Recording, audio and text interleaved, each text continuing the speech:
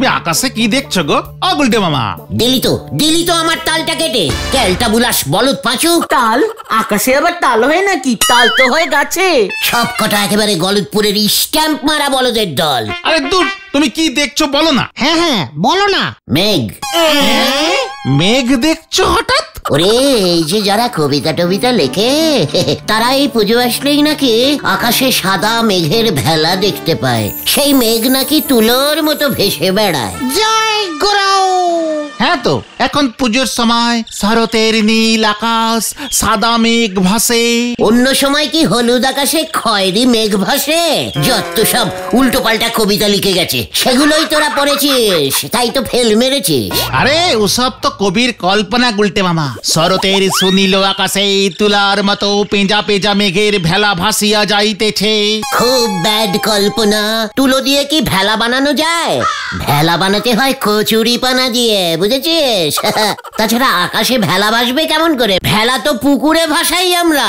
ঠিক ঠিক। তাছাড়া ভেজা তুলো ভারী হয়। ওই কবিগুলো কিছু জানতো না। তুলোর মতো ভেজা ভেজা মেঘ কখনো ভাসতে পারে? ক্যালটা বুলাসের দল। মা, ভেজা মেঘ কখন বললাম? কবিরা তো বলেছেন পেঁজা পেঁজা মেঘ। ওই একই হলো, পেঁজা মানেই ভেজা। শোন, সব ভুলভাল লিখেছে। এই পুজোর সময় কোনো স্পেশাল মেঘ টেঘ ভাসে না, বুঝেছিস? আকাশ ওই একই রকম নীল থাকে। খামোখা ওই সব জিনিস দিয়ে কবিতা লিখে আমাদের বোকা বানিয়েছে সবাই। মুখ গুজে ওসব না পড়ে মুখ তুলে দেখলেই তো সব ধরা পড়ে যেত। সে সময় যদি তুমি এরকম বলতে না, এখন আর এসব বলে কি হবে? তার থেকে বরং বলো এবার পুজোয় আমরা স্পেশাল কি খাবো? Egg roll. হ্যাঁ, সপ্তমীর দিন এগ রোল, অষ্টমীর দিন ঘুগনি, নবমীর দিন আইসক্রিম, আর দশমীর দিন কোল্ড ড্রিঙ্কস, আর সঙ্গে মিষ্টি। ঠিক ঠিক। তাহলে তোরা সবাই আমার কাছে 50 টাকা করে জমা কর, আমি কিনে দেবো তোদের। হ্যাঁ, চল দেখে নড়ার কাছে যাই। তুমি কিছু খাওয়াবে না গুলটে মামা? এত কিছু খাওয়ার পর তোদের পেটে জায়গা থাকবে? তোমার তো থাকবে। মানে আমি তোদের ফুচকা খাওয়াবো। গুলটে মামা কি? এখনই এত জয় ধ্বনি মারিস না।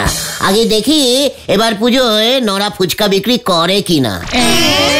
হ্যাঁ, চল দেখি নড়ার কাছে যাই। হয়ে গেল ফুচকা।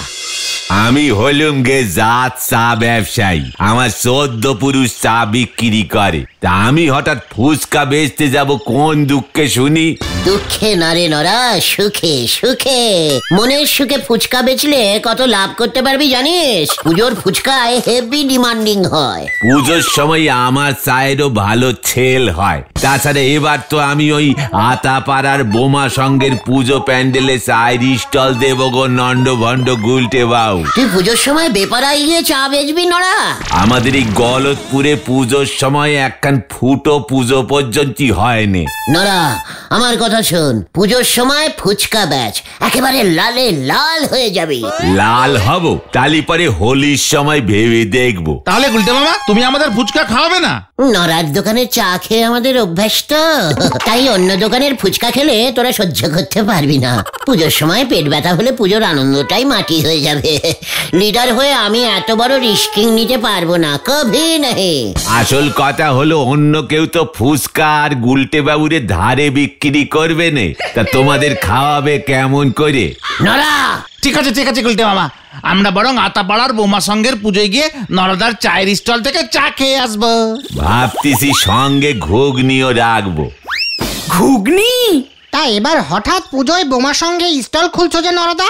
এবার তো বোমা সঙ্গে বিগ বাজেটের পুজো হচ্ছে গো। তুই নিজে মুখে বলছিস ওখানে এত বাজে পুজো হচ্ছে, তাও আবার ওখানে স্টল খুলছিস? বাজে কোথায় বললুম গো, ন্যাপলারা তো বলতেছে এবারে নাকি বিগ বাজেটের পুজো, অনেক বড় করে করবে ওরা। মানে গুলটে মামা, বাজে না বাজেট, মানে বোমা সঙ্গ এবার অনেক টাকা খরচ করে পুজো করছে। এত টাকা ওরা পেলো কোথায়? কেন, লোহা ব্যবসায়ী গজেন গড়াই ওদের পুজোর সেক্রেটারি হয়েছেন। শুনতেছি পুজোর ফিতে কাটার জন্য নাকি ফিল্ম স্টার ওই ঝন্টু কুমার রে ওরা নিয়ে আসবে। কি বলছো কি?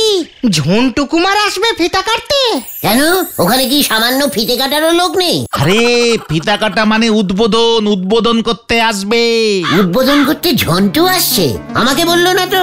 আসতেছে মানে শুনতেছি ফিতে কাটার জন্য ঝন্টু কুমার 10,000 টাকা নিচ্ছে গো। সামান্য এক পিস ফিতে কাটতে 10,000? আমাকে দিয়ে কাটালে আমি 100 টাকায় কেটে দিতাম। এই পাঁচু চল। কেন? দরকার আছে, চল দেখি। যা বাবা, আবার কি হলো? হাতে ঝোলে হ্যারিকেন, সে জ্বালাবে ঝাড়বাতি, হরি বল। মানে গজেন বাবু, আপনার মতো একজন এত হিসেবি লোক এইভাবে ঠকে গেলেন। আসল কথাটা কি কইতে চাস? যাইডা কাস, আমার অনেক কাজ আছে। মানে বলছিলাম, আপনি নাকি সামান্য একখানি পাতলা ফিতে কাটার জন্য ওই ঝন্টু কুমারকে 10,000 টাকা দিচ্ছেন। হ্যাঁ ঠিকই শুনছস, ঝন্টু কুমার 15,000 চাইছিল, দরদাম কইরা অনেক বইলা কইয়া 10,000-এ রাজি করাইছি। ফিতেটা কি অনেক মোটা হবে নাকি গজেন বাবু? কেন? আমার নিজের একখানা ধারালো কাঁচি আছে, যদি বলেন ওই ফিতে না হয় আমি কেটে দেব। কাঁচি ভাড়া বাবদ মাত্র 100 টাকা নেব, সঙ্গে একটা মিষ্টির প্যাকেট দিয়ে দেবেন, ব্যাস। তাই বুঝি? ঝন্টু কুমারের বদলে তুই আমাগো প্যান্ডেল ফিতা কাইটটা উদ্বোধন করতে চাস? আগে কাঁচিটায় অনেকদিন কিছু কাটি না কিনা, তাই বলছিল। তাইলে এক কাম কর, আমাগো পূজায় তুই উল্টা 5,000 চান্দা দে, তাইলেই তোরে দিয়া ফিতা কাটামু। সে কি, ফিতে কাটতে আমাকেই 5,000 টাকা দিতে হবে? মানে এত দামি ফিতে আমি কিছুতেই কাটবো না। পাঁচুরে চল, কে দরকার এত দামি ফিতেটা কেটে নষ্ট করার। আমি এখন আসি গজেন বাবু, ঠিক আছে? হ্যাঁ, পূজার মধ্যে আর এমু কইবি না। না না, একেবারে বিজয়া দশমীতে প্রণাম করতে আসবো। হ্যাঁ চল রে তোরা। উজবুকের দল। উল্টে মামা গো, এটা শুধু ফিতা কাটা না, ঝন্টু কুমার ফিতা কেটে পুজো প্যান্ডেলের উদ্বোধন করবে। তা বলে 10,000 টাকা? মামার বাড়ি রাবদার নাকি? ঝন্টু কুমার কত বড় একজন হিরো বলো তো, এত টাকা তো নেবেই। আমায় দিয়ে ফিতে কাটালে তো আমাদের পুজোর খাওয়ার খরচাটা উঠে যেত, শুধু এগরোলের পয়সাটাই না হয় নিতুম। ঠিক ঠিক, বাজে বকিস না ঘটন। এই তোরা ঝন্টু কুমারের বাড়ির ঠিকানাটা জানিস? কেন তুমি জানো না? এই যে মাঝে মাঝেই বলো ঝন্টু কুমার নাকি তোমার হাফ প্যান্টের বন্ধু ছিল। ওরে গলতপুরের চটকানি বলদ ঘটন, আরে ঝন্টু কুমার তো এখন ফুল প্যান্ট পরে। সেই কবে আমরা একসঙ্গে ট্রেনে লেবু লজেন্স বিক্রি করতাম, তারপরে ও একদিন সিনেমার হিরো হয়ে গেল। আর তুমি আমাদের লিডার হলে। তা না হলে তোদের মতো এত ইডিওস্টিক বলদগুলোর কি হতো ভেবে দেখেছিস? ঝন্টু কুমারের ঠিকানা এই সোনালী পর্দা ম্যাগাজিনে পাওয়া যাবে গুলটে মামা। এই বইটা তো সব সিনেমার খবর থাকে। মার দিয়া কেল্লা। এই ওই বইটা তোদের বাড়িতে আছে? আমাদের বাড়িতে 2-3টে আছে, মা পড়ে। তাহলে এক্ষুনি তুই বাড়ি যা আর ঠিকানাটা জোগাড় করে আন। ও ঠিকানা দিয়ে তুমি কি করবে গুলটে মামা? ঝন্টুর বাড়ি যাব। হ্যাঁ রে। ঝন্টু কুমারের বাড়ি কে চেনে না বাবু? উনি যে আমাদের অঞ্চলের যাকে বলে গব্ব। আমার মতো যে যার অঞ্চলের গব্ব, বুঝলি পাঁচু? একেই বলে গব্ব গব্ব বন্ধুত্ব।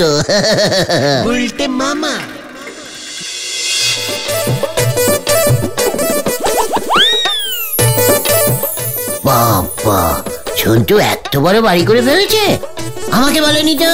বললে কি করতে? ওরে বাড়িটার উদ্বোধন আমি করে দিতাম। জয় গুরু। ঠিক আছে ঠিক আছে, এখন আগে ভেতরে চলো তো গুলটে মামা। চল তুই আগে ঢোক পাঁচু। কি কেন? তোমার বন্ধুর বাড়ি আমি আগে ঢুকবো কেন? মানে হ্যাঁ, আমি ঝন্টুকে একটা শেরপেরাজিং দিতে চাই। তাই বুঝি? ঠিক আছে।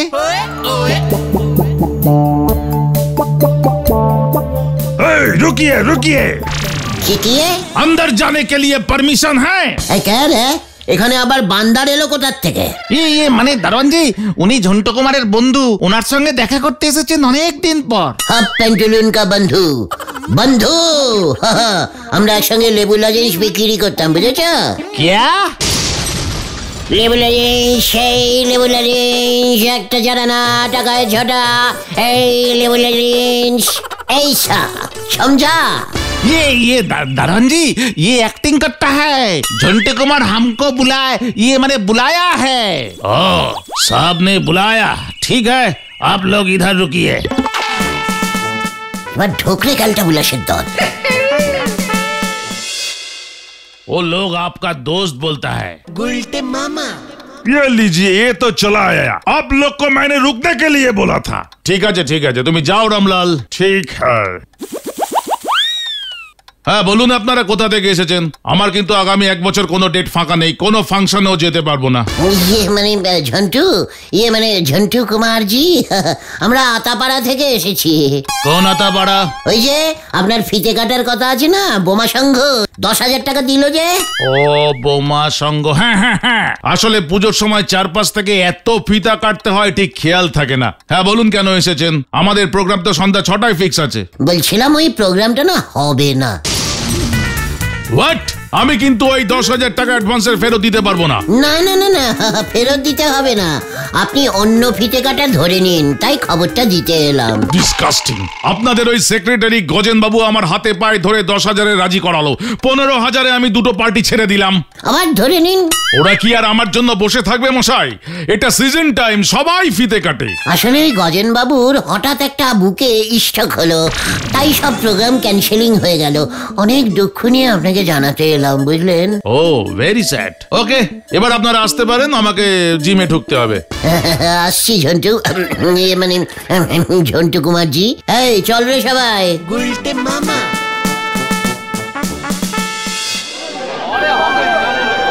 গুলটে মামা, কেসটা একটু বাড়াবাড়ি হয়ে গেল না? কিছু বাড়াবাড়ি না, এবার তাড়াতাড়ি গজেন বাবুর বাড়ি চল দেখি। তুমি যে কি করছো, মাথাতে কিছুই ঢুকছে না। ও গুলটে মামা, ঝন্টু কুমার তো তোমাকে চিনলই না। ঘরের মধ্যে সানগ্লাস পরে বসে থাকলে কি আর চেনা যায়? তুমি তো পরিচয় দিতে পারতে, লেবু লজেন্স বলে ডাকলেই চিনে যেত। থাক, বড় হিরো হয়ে গেছে এখন, তোদের সামনে ওকে আর এখন প্রেস্টিজে ফেলতে পারলাম না। এই থাক, ওই গজেন বাবুর বাড়ি এসে গেছে। আমরা কি ঢুকবো গুলটে মামা? অলবাত। এই সব ওই শত্রুপক্ষের কেলাপ গুলির কাজ সাজি। আমি এর শেষ দেখা ছাড়ুম। কি হয়েছে গজেন বাবু? আমার বুকে নাকি স্ট্রোক করছে। নির্ঘাত এটা ওই গোলশিপাড়ার দুরন্ত সঙ্গের কাজ সাজি। আমার লগে কম্পিটিশনে পারতাছে না, তাই ঝন্টু কুমার রে গিয়া ভুলভাল কথা কইছে। ও মা, এর মধ্যে ঝন্টু আপনাকে ব্যাপারটা জানিয়ে দিয়েছে? ওই তুই জানলি কেমন কইরা যে ঝন্টু কুমার উদ্বোধনে আইব না? ওই যে দুরন্ত সঙ্গের ছেলেগুলো বলা বলি করছিল, ওরাই নাকি ঝন্টু কুমারকে আনবে। তাই বুঝি আমি ঝন্টু কুমার রে আনুম কইছি, যখন আনুমি, কিন্তু সে তো বিশ্বাসই করতেছে না। ঝন্টু কুমারের সেক্রেটারি রে কত বুঝাইলাম যে আমি সুস্থ আছি, সে কয় পয়সাও ফেরত দিব না, জামুও না। ঝন্টুটা না খুব বাজে হয়ে গেছে। আপনি চিন্তা করবেন না মেশমশাই, আমি সব সময় বোমা সংঘের দলে, ফিতেটা আমি কেটে দেবো। তাই বুঝি? তবে লইয়া আয় 10,000 টাকা। এই যে সকালবেলায় বললেন 5,000 টাকা দিলেই হবে। না, ঝন্টু কুমারের 10,000 যখন গেছে, তখন তুই যদি ওই ক্ষতিপূরণ করিস, তবে তোরে দিয়াই ফিতা কাটামু। সেই রকম হইলে অষ্টমীর দিন অন্য ফিল্ম স্টার লইয়া আসুম। 10,000? একটু যদি কম সম করেন। ওই বাইরা তো মাথা আমার গরম হইয়া গেছে, মাইর ধর খাইয়া যাবি কিন্তু। ঠিক আছে, চলবে। পাঁচু, মেশমশাইয়ের মাথা ঠান্ডা হোক, তারপর না হয় আমরা আসবো। উল্টে মামা। কি লাভ হলো তোমার এসব করে? ওদিকে ঝন্টু কুমার নিজের দর বাড়িয়ে নিল, এদিকে গজেন বাবু তোমার দরও বাড়িয়ে দিল। ওই ঝন্টুটাকে তো রাস্তা থেকে হটানো গেছে। কিন্তু তুমি 10,000 জোগাড় করবে কোত্থেকে শুনি? জোগাড় আমাকে করতেই হবে। আজ রাতটা আমাকে ভাবতে দে, আমি চললাম। জানি না এবার আবার কি হবে।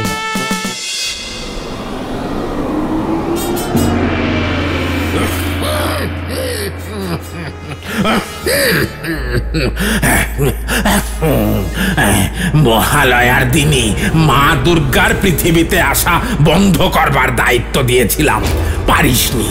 সাধে কি তোকে আমি নিষ্কম্মা অসুর বলি? আর একটা সুযোগ দেব তোকে। আবার কি করতে হবে মহারাজ? প্যান্ডেলে মা আসতে শুরু করেছে, তুই ওই প্যান্ডেল উদ্বোধন ভন্ডুল কর। কি করে করব মহারাজ? সেটাও কি আমি তোকে বলে দেবো রে নিষ্কম্ম? ঠিক আছে বলতে হবে না। কাস্তে কাস্তে প্রাণ বেরুলে আমি খুনের দায়ে পড়বো। এসে দরকার নেই, আমি যাচ্ছি প্রভু, দেখি কি করতে পারি। ভাবলাম ঝন্টু কুমার না আসলে শেষ মুহূর্তে গজেন গড়াই আমাকে দিয়েই ফিতেটা কাটাবে, সেই সুযোগে আমি সমাজের টাকা হাঁকাবো। এখন দেখছি কেস ঘুরে গেল। ওদিকে 10,000 টাকা জোগাড় না করতে পারলে পাঁচুদের কাছে মান সম্মানটা একেবারে ঢিলা হয়ে যাবে। কি যে করি এখন, কি যে করি। এই যে হ্যাঙ্গানি বাবু।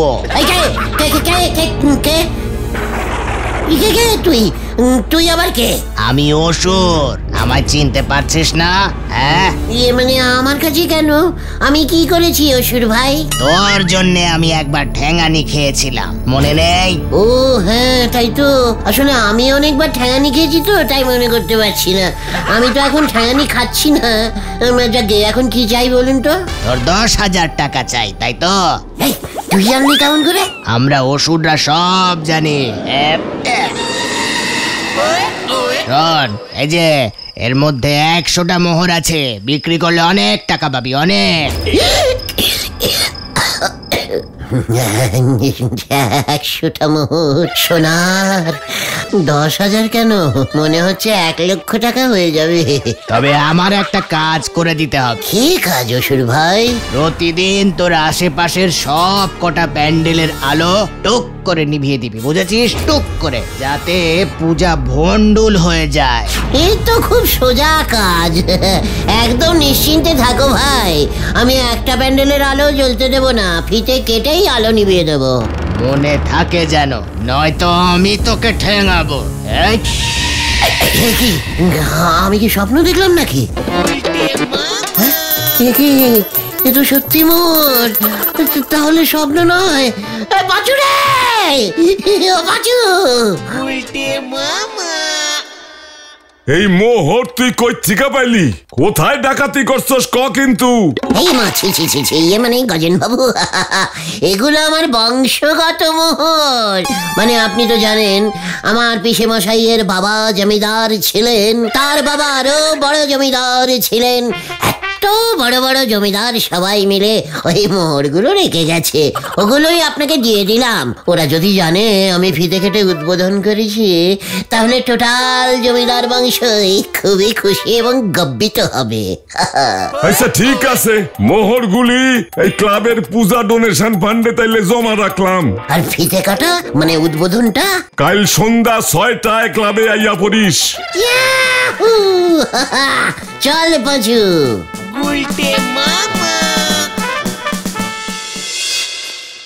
গুলটে মামা, তুমি সত্যি করে বলো তো, ওই অতগুলো মোহর তুমি কোথায় পেলে? গজেন বাবুকে তো বললাম, শুনলি না? ওই সোনার মোহরগুলোর কিন্তু অনেক দাম হবে, 10,000 টাকার বেশি। সবকটা মোহর দিলে কেন?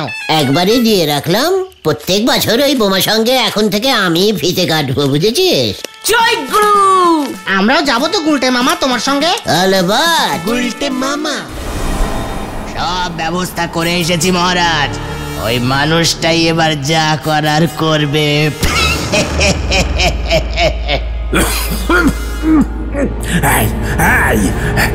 তুই ওর ভিতরে ঢুকলি না কেন? ওরিয়া বাবা, ওই মানুষটা যখন তখন ঠ্যাঙানি খায়, যখন তখন। ওর ভেতরে ঢুকলে আমিও ফকটে ঠ্যাঙানি খেয়ে যাব মহারাজ। যদি ওই মানুষটা দুর্গা পুজো না ভণ্ডুল করতে পারে, তাহলে কিন্তু তুই আর বাঁচবি না। কোনো চিন্তা করবেন না মহারাজ, দেখুন না কি হয়। এবার প্যান্ডেলের উদ্বোধন করছেন আমাদের পাশের পাড়ার গর্ব শিবান গুলটে। গুলটে গুলটে যাও গুলটে চরণ, এইবার ফিতাটা কাটতে ফেলাও। অবশ্যই অবশ্যই, আমি তো খুব ভালো ফিতে কাটতে পারি। কাটছি তবে রে বাজু।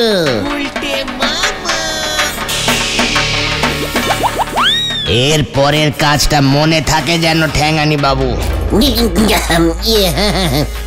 মেন তারটা কেটে দেবো। তুই আগে ফিতা কাট উজবুক। মানে কাটছি কাটছি কাটলাম কিন্তু, হ্যাঁ কাটলাম।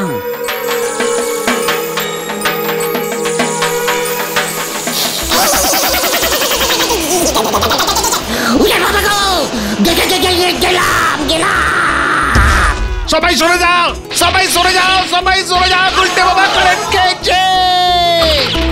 ওরে বাবা যে কেস আবার বিগড়েছে। এই কে?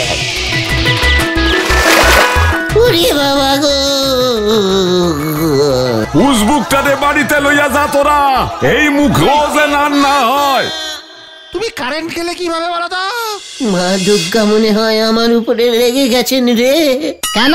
ওই ওষুধটার থেকে মোহর নিয়েছি, তাছাড়া অসুরের কথা মতো পুজো ভণ্ডুল করতে রাজি হয়েছিলাম যে। তাই মা দুর্গা তোমাকে শাস্তি দিয়েছেন। খবর আছে, খবর আছে, খবর আছে। কি খবর রে খোতন? গুলটে মামা যে মোহরগুলো ওই গজেন গড়াই বাবুকে দিয়েছিল না, সেইগুলো অচল। সোনার দোকানের লোক বলেছে অমন মোহর নাকি পৃথিবীতেই পাওয়া যায় না, আর তাই নকল মোহর দেওয়ার জন্য গজেন গড়াই বাবু গুলটে মামার নামে থানায় নালিশ করতে গেছে। ওরে বাবা রে, আমি আর বিতে কাটবো না রে। তাহলে তুমি কি কাটবে গুলটে মামা? ভাবছি এবার থেকে আমি মাটি কাটবো রে। গুলটে মামা কি জয়। ওরে বাবা গো।